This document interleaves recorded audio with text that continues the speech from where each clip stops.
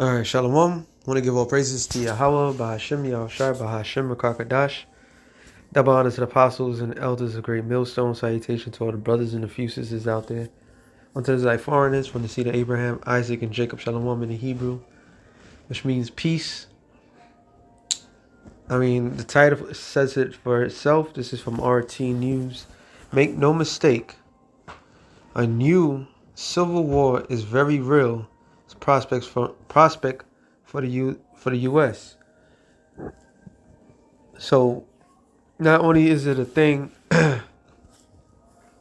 and here in the home front, so to speak, but it's also internationally known that something is brewing and a great division is at play, because civil war is nothing but a division.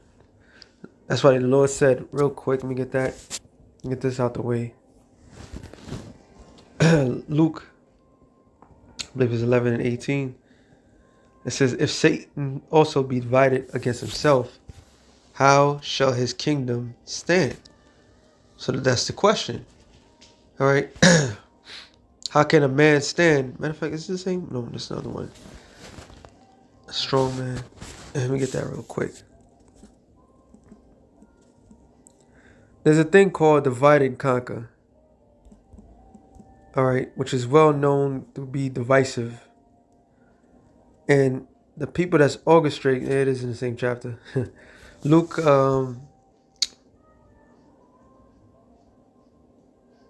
Luke 11 and 21. When a strong man armed keepeth his palace,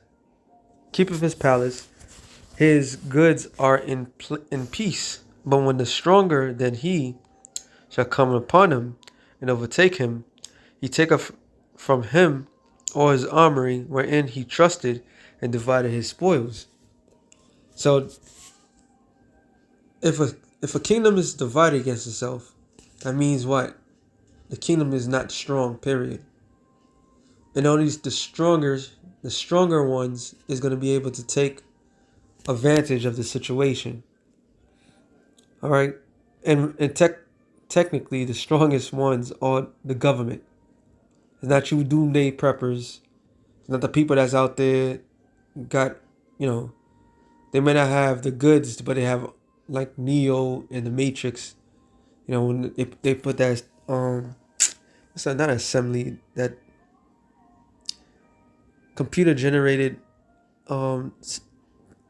thing of like mad guns to pick from. All right, you can have all that. That don't mean nothing, because the U.S. government is truly the stronger force. So if the stronger force allowing the people to fight against themselves, to what? To weaken them.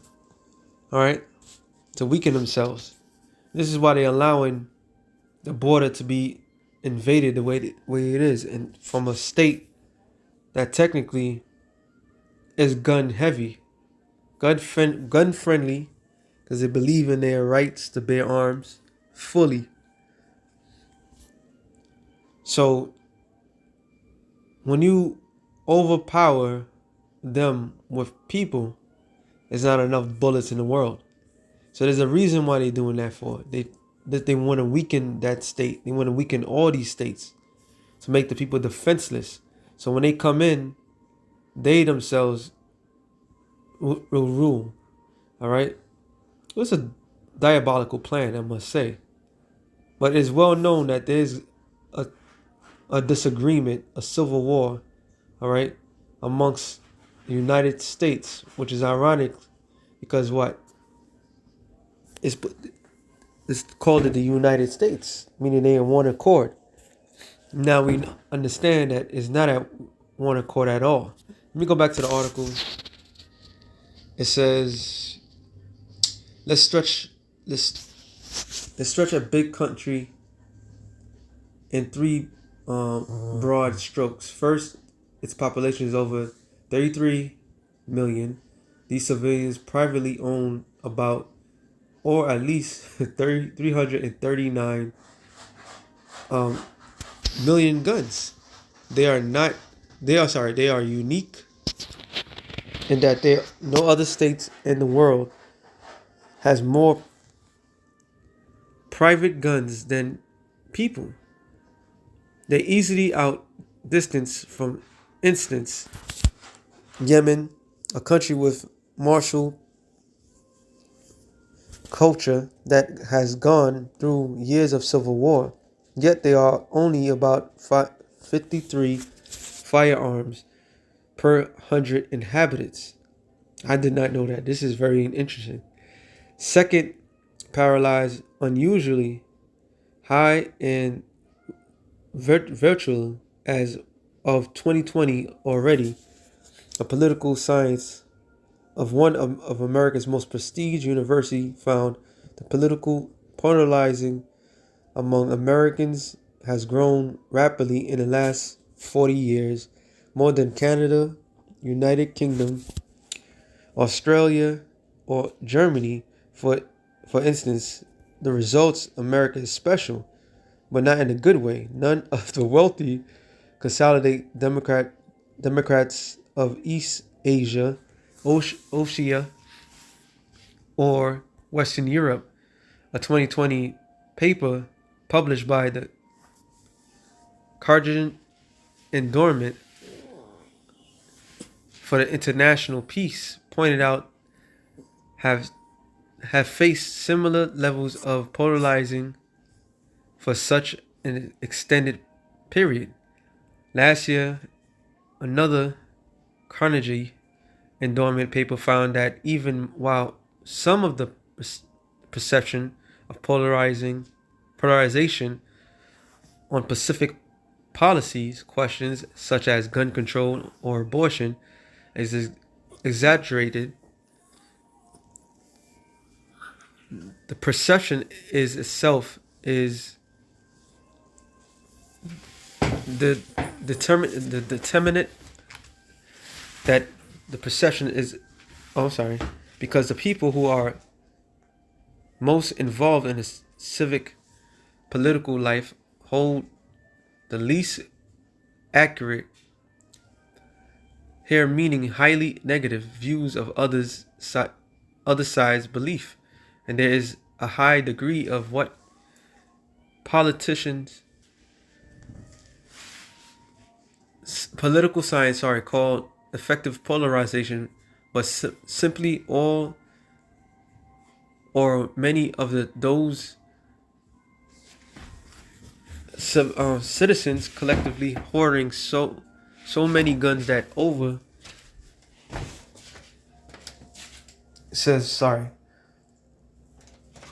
Slovakia. Of householders are armed one way or another. Slovakia about that. Had to ever a little pest was doing something.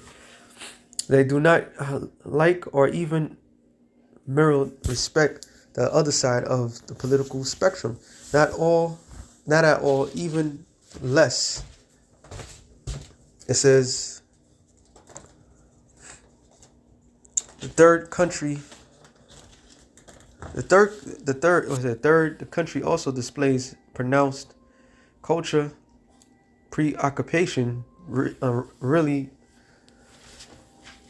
almost obsessed, not merely of the idea of civil war as such, or the Pacific history of its own very violent civil war in the 19th century. Rather, its elites and general population are fixated on a coming civil war, which, as of 2022, the whopping 43% considered likely in the next 10 years. Debate, high borrow books,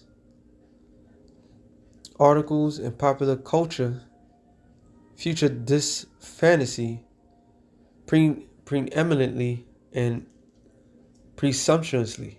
So basically, that's what you call what we call predictive programming. In other words, they plant the seed in the minds of the people. Everything that is being done because the elites allow certain things to be put in the minds of the people. All right. So when you think of Civil War, you didn't think of it because you just thought of that. You thought of that because it was things that was being plotted out, films, verbal disagreements, extreme, um, extreme disagreements to the point of, family members. That's what the other thing was. What when we had 2020, I believe it was 2020. I can't remember now. Yeah, it was 2020 when this whole Juicy Juice situation, and there was causing the division within family members. All right, and that was done deliberately, so that way people could be opinionated and go by their opinions. Before, if you talk about politics and religion, that would cause a rift, but not to the point of fighting and killing. All right, they had people snitching on one another. So this is all part of the grand scam things. Okay, I'm gonna read a little bit more. I just want to see what's the other part that they say. Where's the the third part? This is a long article, Salakia. All right, third. While the hemorrhaging pile of private army firearms would certainly play a large role in the new Civil War, it would be misguided. What the hell's your problem? Cut it out. It says it would be misguided to assume that such a fight will only pit gangs of private citizens organized in a militants against official police and military force. In reality, a dynamic of secession once set in motion would lead to parts of the U.S. manifold Solovik choosing their own allegiance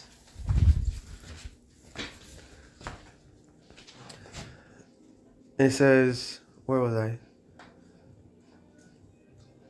Choosing their own allegiance, spitting and starting to fight each other, if believed that in such a situation the formal chain of command, unlimitedly linking them all back to Washington, would remain intact.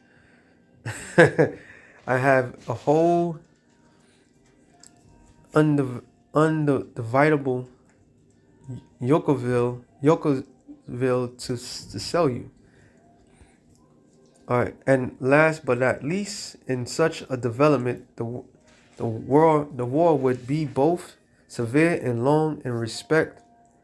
In that respect, it would resemble the first Civil War, although due to advanced technology, decline inhabitation, it would be even more devastating and cruel. In Netflix recent Leave the World Behind, the Protestants never learn who exactly has blown up their country, but by the end of the movie, two things seem reasonable clear. No, it's not enemies from outside, but inside. It's an inside job. And nukes are being used. That, by the way, was the premise as we of the earlier initiating unsuccessful but now cult TV show Jericho. How likely such a dark future obviously would, we do not know, but let's note two things. We could Priya be looking at America where no one is much interested in thinking about, yet we are seeing the opposite. If you think that means nothing, fine. Just don't mistake your guess for a good policy or planning bias. So he basically said it, is that this is something that was planned out. You see it on films because that's That's the seed that they plant in the minds of the people. Okay? Showing that the so-called white man he's on the level, and that level is on the left-hand side of the Lord. All right? Real quick. It says Revelation 6:4. It says, and there went out another horse that was red. So red would represent what? Esau, Edom. All right, the so-called white man. Okay? Horse represent what? Power. So this red being had power. And power was given to him that sat thereon to take peace from the earth. So it's not just international situation as far as they're just going out and bombing everywhere. No. This is especially in America, because what I gotta quote this guy. The American people love violence. All right, they love gangsters. They love people that just take it. Okay, that's what the scripture says in Revelations 18 and 21. That thus with violence, that great city of Babylon will be thrown down, because it was founded on violence. Nahum, real quick. Nahum, get that real quick. 3:1, it says, woe to the bloody city, it is all full of lies and robbery, and the prey departeth not. So the bloody city is talking about America. All right, it's full of lies, obviously, from the color of the Lord, from the people of the Lord. This is the only land in the world that doesn't depict anybody in the scriptures as how they're supposed to be, especially the Lord. All right. It says, and the prey departeth not, which the prey is who? Israelites. We did not depart. We still here in captivity. So going back to this real quick, it says, Revelation 6:4, they went on another horse that was red, and power was given unto him. That sat there on, and who gave him that power? I just make mention of it. The Lord. Well, he gave him the power on the left-hand side. You know, that was part of Esau's blessing, was to use the sword. So that's Esau's blessing, to use the sword, and he's using it very well. It says that they're on to take peace from the earth, and that they should kill one another. So when you take away peace, the idea of peace, what do you have left? You have war. You have war, all right? So he took peace from the earth, and it said, and that they should kill one another, and there was given unto him a great sword. So are they not doing that? Okay, this man is a bloody man. So this shows that this is his blessing. This is part of his inheritance. It's not far-fetched that Babylon will be thrown down, but Babylon will begin to throw itself down, because the very owners of Babylon, the very people that control Babylon, are nothing but violent men. All right, real quick, another scripture that came in mind. It says Job 5:12. He said, he disappointeth the device of the crafty, so that their hands cannot perform their enterprise, because their enterprise is their new world order. Just like that movie that they quoted, they expect people to get rid of their own selves. All right. So they expect you to get rid of your own self by killing one another, and then so that they could come in, establish their new world order, establish order. They bring in the chaos, and the people feed into it. And once they feed into it, here they come. They have the great solution. Okay, but the Lord is going to disappoint that device, that mindset, by doing what? Allowing them to eradicate one another. Scripture tells you in Ecclesiastes 12:3, that the keepers of the house shall tremble. All right, so they are going to tremble. They're not going to not get touched. Okay, it said he taketh the wise in their own craftiness, and this is a crafty device.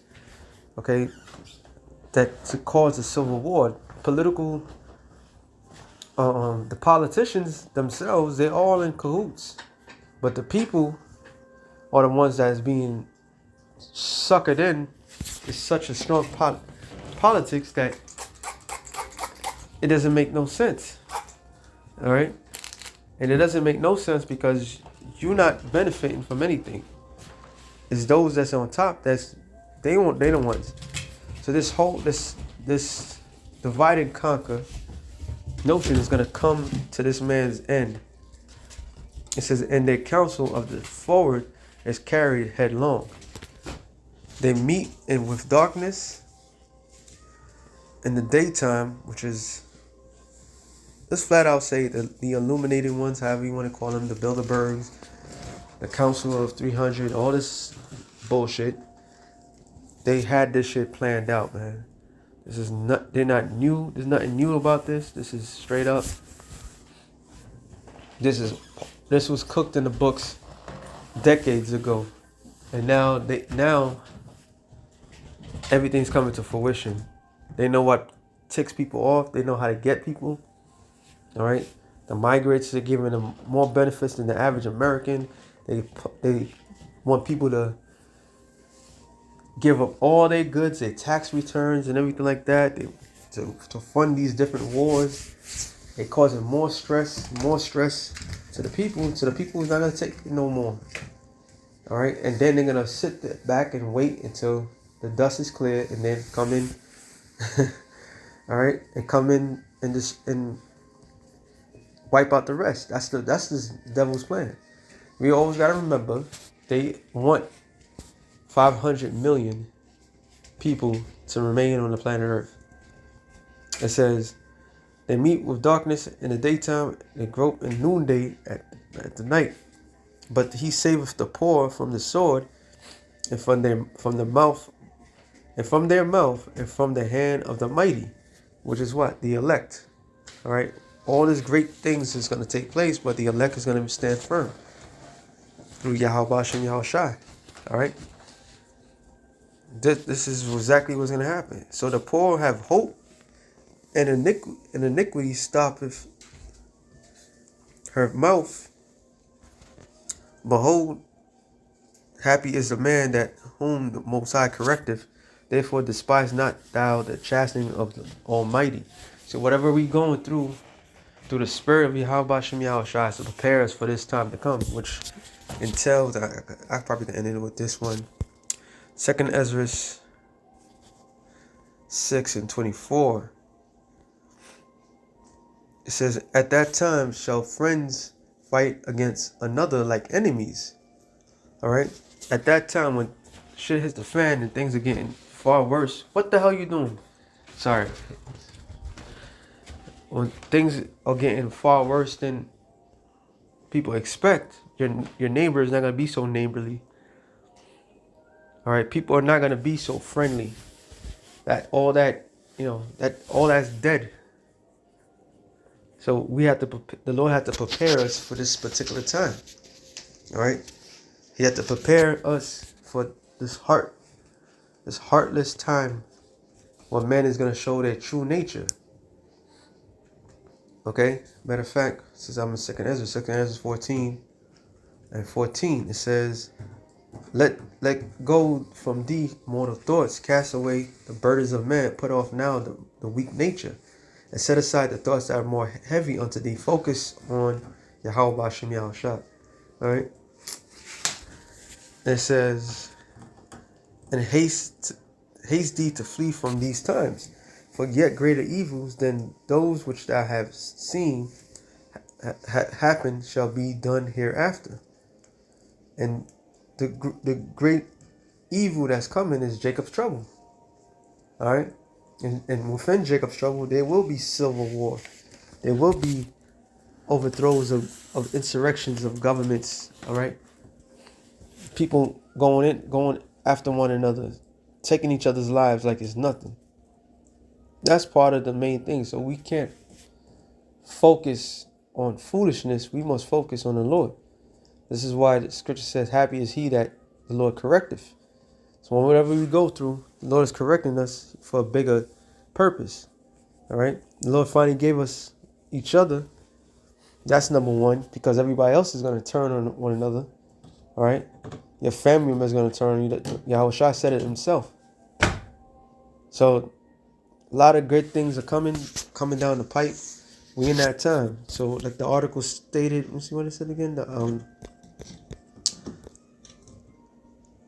Make no mistake, a new civil war is very real prospect for the U.S. With that being said, shalom to the elected nations. Shalom.